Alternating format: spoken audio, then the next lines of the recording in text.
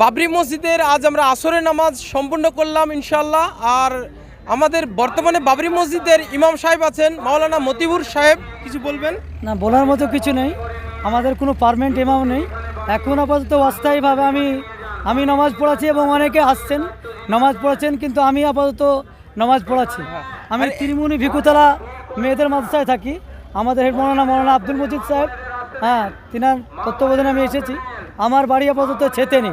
সবচেয়ে আনন্দের বিষয় যে আমাদের ইউটিউবার অনেকেই রয়েছেন। আমাদের মাননীয় হুমায়ুন কবির সাহেব, ওনার নেতৃত্বে আজকে বাবরির মসজিদ আলহামদুলিল্লাহ আমরা সকলেই খুশি আছি ইনশাআল্লাহ।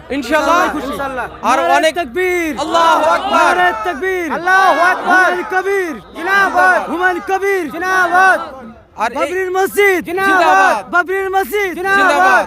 এই বাবরি মসজিদ তৈরি করতে অনেকে দূরদূরান্ত থেকে সহযোগিতা করেছেন, তাদেরকে ধন্যবাদ দিয়ে আমি ছোট করব না। যারা দেশ বিদেশ থেকে আসতে পারেননি মন খারাপ করবেন না, আপনারা দোয়া করুন দূরের থেকে। ইনশাল্লাহ এইভাবে যেন চিরস্থায়ী নামাজ হয়। আর এই যে নামাজের 5 ওয়াক্ত নামাজের সময়সূচি আপনারা দেখে নেবেন, এখানে যে আসবেন। মসজিদ তো তৈরি হয়েছে ইনশাল্লাহ, কিন্তু নামাজ পড়ুন। এই বার্তাটা দিব, সবাই নামাজ পড়ুন ইনশাআল্লাহ। ইনশাল্লাহ নামাজ পড়তে হবে ইনশাআল্লাহ।